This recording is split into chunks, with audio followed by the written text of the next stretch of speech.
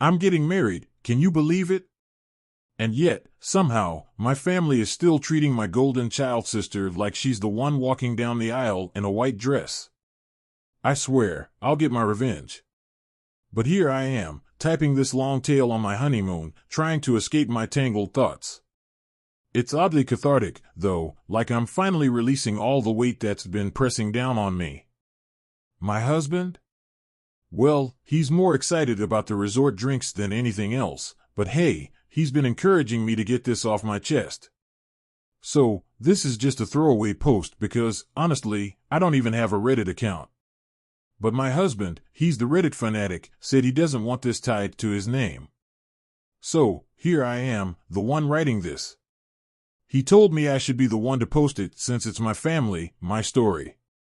He's been hovering over my shoulder while I type, guiding me, which is a little much, but I guess I'll take the help. Not that I'm a lawyer, but just in case, I do not give permission for this to be reposted anywhere else. Alright, I know this might get long, but I have to explain the background first, so you can understand just how deeply ingrained this behavior is, and why it led to the situation I'm in now.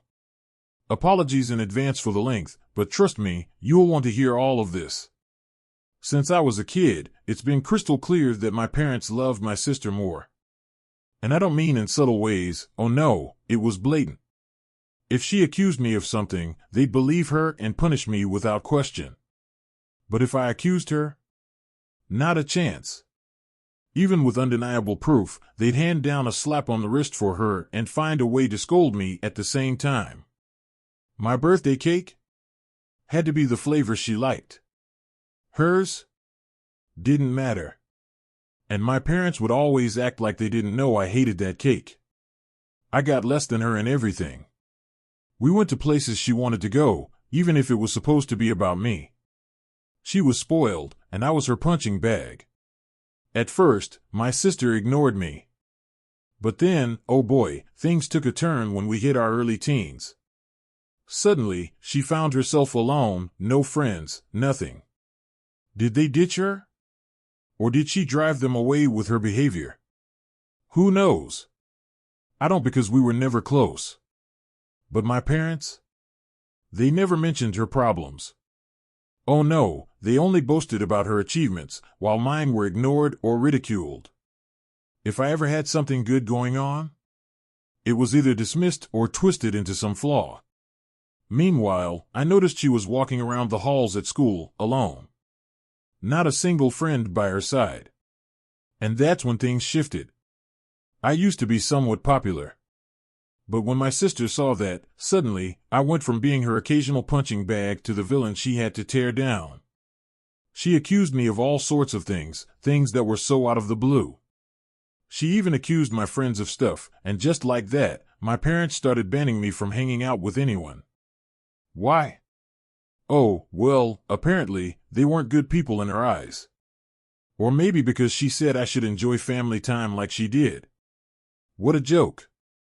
Thank goodness for my extended family, who still saw me as a human being. Most of them lived in the same town, and I got along with my cousins, thankfully. I remember one time, at a gathering, I told them I wasn't allowed to go anywhere. My cousin asked why, and without thinking, I blurted it out, because I'm not allowed to have friends since my sister doesn't have any. Well, that hit hard. The adults heard me and, I guess, took it to my parents. After a huge fallout, they grounded me for a month for telling the truth. But after that, they gave me a little more freedom. Worth it, I guess. Fast forward a bit, my sister changed schools, embarrassed by the family knowing how she was socially, and demanded to switch. Of course, my parents complied, even though it meant extra costs. She made new friends, but she never went back to ignoring me. Instead, she realized just how much she could hurt me with her actions and took full advantage. Her friends would come over and bully me, and my parents called it light teasing.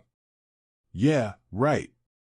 I couldn't invite anyone over, though, because my parents were horrible hosts. Or if I did, my sister would accuse them of stealing. Oh, and heaven forbid I actually have a boyfriend. When I did get one, you wouldn't believe what happened. My boyfriend came to find me once and told me my sister had been flirting with him. She was batting her eyelashes and saying how bad I was and how good she was. He didn't take the bait and ran off to find me. Of course, my sister twisted the story to my parents, claiming I was the one who flirted with her boyfriend. Guess who they believed? Yep. They thought I was the problem. It was always my fault.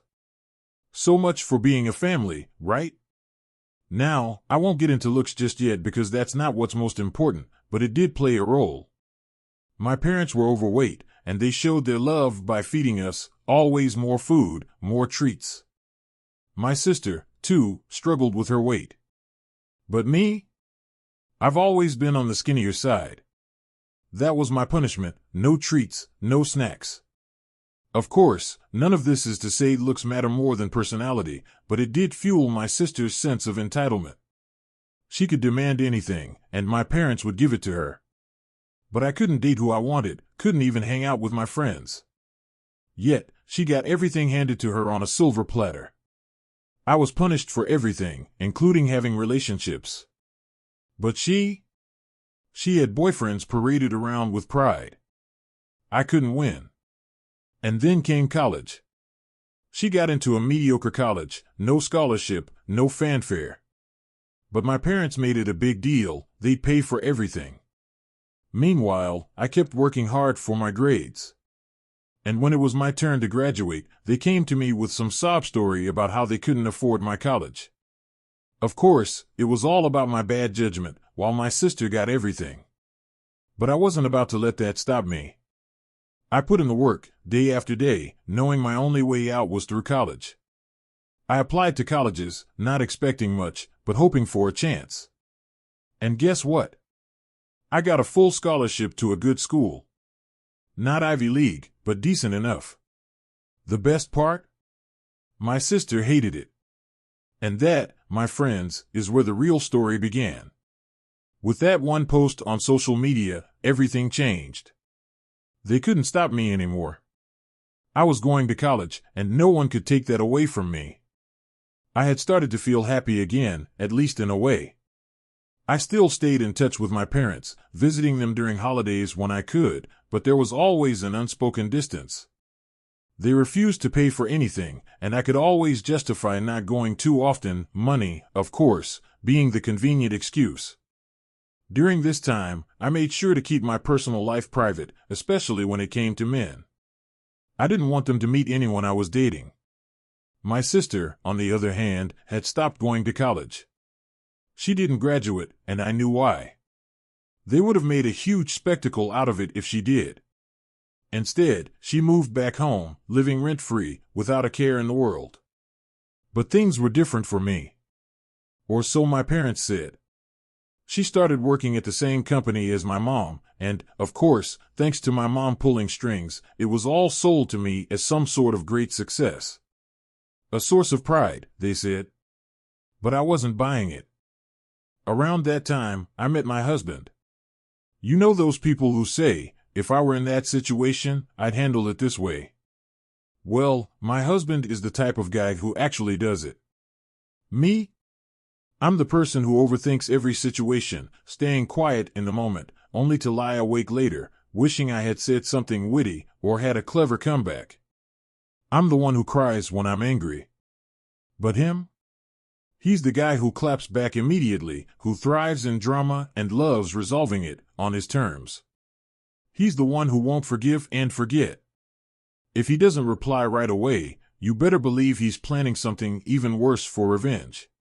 He wanted me to share our story on a revenge board, but we decided what we did wasn't that extreme. Still, people were shocked when they found out we were together. Just because I wasn't able to act like him, didn't mean I didn't admire it. I loved that my husband had the confidence to do what I couldn't, and that he treated people well, as long as they treated him the same way. When we started talking about marriage, we didn't care much about a big ceremony. Our budget was tight, so we decided we'd rather use the money for our dream honeymoon in Europe. As for the venue, his family was scattered, and mine was still mostly in my hometown, so we figured it would make sense to marry there. We didn't live too far away either, so weekend trips were easy. Plus, we could take some time off work to stay with my family if necessary. We sent out the engagement announcement and saved the date cards, and of course, my parents demanded to meet him. I wanted to grow a spine and refuse, but, honestly, I struggled. The distance had softened how bad they were, and I started thinking, maybe they weren't as terrible as I remembered. My husband? He looked like I'd canceled Christmas when I told him I'd at least make sure they'd never be alone together. He was preparing for this moment. He even bought a high-quality recorder, one he could slip into his pocket, ready to capture everything. He was pumped, imagining all the ways he could insult my sister and expose her to my family. But then, something unexpected happened. He went to meet them, full of anticipation, but came back later, euphoric. Babe, you won't believe it. You won't believe what they wanted." I was confused, eager to hear the recording. But he smartly told me it was better to hear it from him first, otherwise, I'd misunderstand. So I sat there, waiting, my mind racing. He told me that instead of the flirting he'd been ready to deal with, my parents and sisters sat him down and made an outrageous demand. They said they'd pay for our wedding, but only if my sister could walk down the aisle first, in a wedding dress. They insisted that it wasn't right for a younger sister to let the older one marry first, and it was only fair that my sister should experience the ceremony, the pictures, the whole 9 yards. I was in shock. How far could they possibly go? My husband grinned as he recounted it all, holding up the recording as proof. I couldn't believe it. Had the distance made me forget how awful they could be? My head was spinning, but thankfully, my husband's insistence on revenge kept me from spiraling. We brainstormed, laughing about all the ways we could get back at them, from the ridiculous to what seemed feasible. We decided to call his level-headed brother for advice, but when we pitched our ideas, he scolded us, telling us we were taking things too far. We'd risk lawsuits with some of our more extreme ideas, so we eventually agreed on something a bit more subtle. We'd act like we were on board with their suggestion, but then we'd hire security to keep my sister out. That wasn't all, though. Oh no. Everything my husband did was part of a carefully planned operation, one I had agreed with, of course. He went back to my parents, acting as if he had considered their offer but wasn't sure if I'd agree. He told them I might not throw a tantrum in front of everyone, but that I'd definitely be upset later. So, he suggested a compromise, let them help pay, and I'd feel pressured to accept it. They'd be pacified, thinking I'd be grateful for their help. They were sold, especially when my sister skipped around, practically glowing with joy. My husband also made sure to claim that all the scheming was my idea. Oh, how I reveled in that. I was the controlling, neurotic one, apparently. Then began the months of deception. My parents and sisters thought they were outsmarting me while my husband and I were milking them for all they were worth. They wanted input on every little thing, the songs, the colors, the flowers.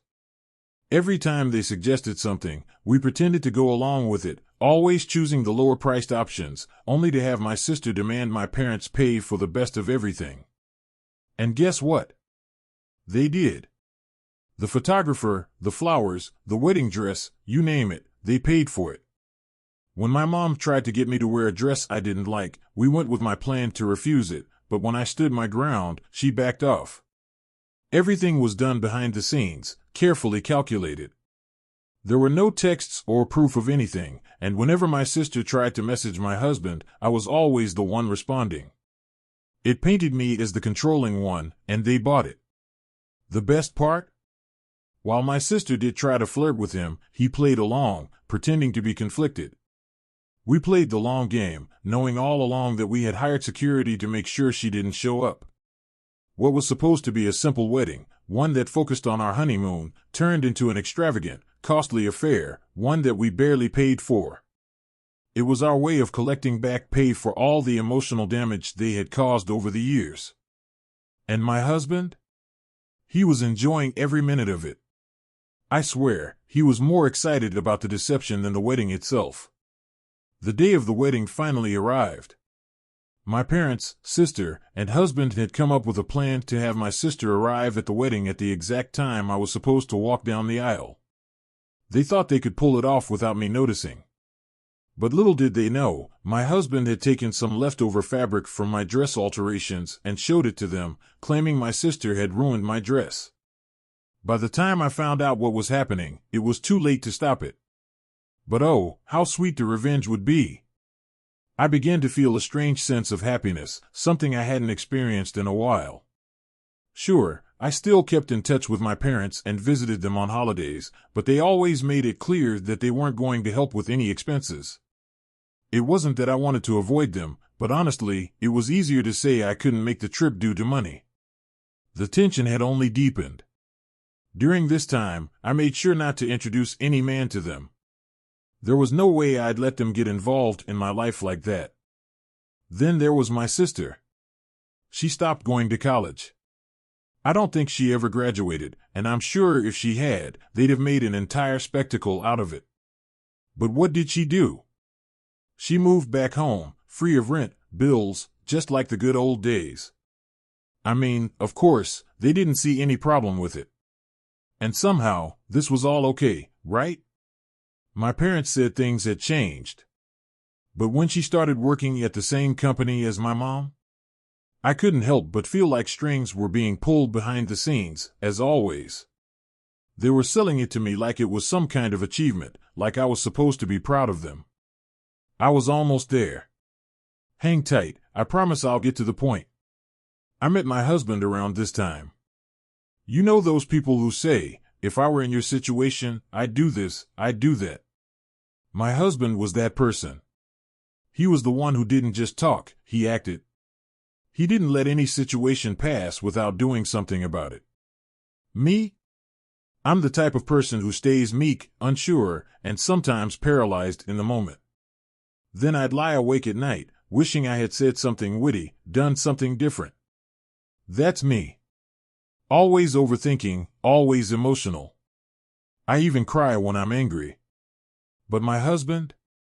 He was a force of nature. Quick-witted, always ready to clap back at any slight. He loved drama, yes, but he also thrived on resolving it. He was the kind of person who, if he didn't immediately reply to a provocation, you'd better worry, because revenge was on the horizon. I mean, he was already plotting our next steps in our lives together, which might explain why he was all fired up about this whole situation. He wanted me to post about it, to make it known to everyone. He even thought about taking it to some nuclear revenge forum. But we decided that wasn't necessary. Our plan, we realized, was already set. It wasn't about revenge. It was about a statement. Everyone thought it was crazy that I'd end up with him. But what they didn't know was, even though I couldn't act like he did, I loved how he handled situations. He did what I couldn't. He treated people well, at least those who deserved it. And I admired that. We were discussing marriage when we decided something surprising. Who needs an extravagant ceremony? Not us. With our budget in mind, we realized we could spend more on a dream honeymoon in Europe. So, the wedding itself? Not a big deal. As for the location? His family was scattered, while mine was still firmly planted in my hometown. We weren't living too far from there, so we could take weekend trips to handle stuff. Plus, we had some work flexibility. It made sense to tie the knot there, and so we did. We sent out the engagement announcements and saved the dates, all excited for the future. But, of course, that's when the real drama started. My parents, naturally, demanded to meet my fiancée. I wanted to just say no, to refuse, but there was something in me holding me back. Maybe it was the distance from them, or the fleeting hope that they weren't as bad as I remembered. But deep down, I knew they were just as manipulative as before. When I told my husband about it, you should have seen his face. It was like I had just canceled Christmas. I tried to compromise by saying that they'd never be alone with him. But my husband? Oh, he was ready for this. He was already preparing. He even bought a top-of-the-line recorder to secretly record the entire encounter. He was practically bouncing off the walls with excitement, imagining how he'd expose my sister's advances, the insults he'd deliver, and the chaos he could create. It was all just too much. So, off he went, alone, pumped and ready for whatever was coming. And when he returned, he was euphoric. Babe, you won't believe the awful stuff they pulled," he exclaimed. "We can totally get them back. The possibilities are endless." He was practically bursting with anticipation. But I was confused. What happened? I wanted to hear the recording, but he cleverly told me it was better if I heard the whole story from him first, otherwise I'd misunderstand it all. And then, the twist. He told me that, instead of the drama he expected, my parents had sat him down. After some grumbling and veiled criticisms, they told him they were willing to pay for our wedding, on one condition. Can you guess what it was? My sister would walk down the aisle first, in a wedding dress, at my wedding. Their reasoning? It's just not right for a younger sister to get married before the older one. It's only fair she has her moment. Are you kidding me? This was the ultimate slap in the face.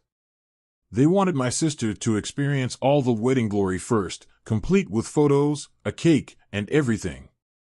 My husband, cool as a cucumber, told them he needed time to think it over. And then he left, leaving me to process what had just happened. What were they even thinking? Did they actually believe they could control my wedding day like this? To be continued.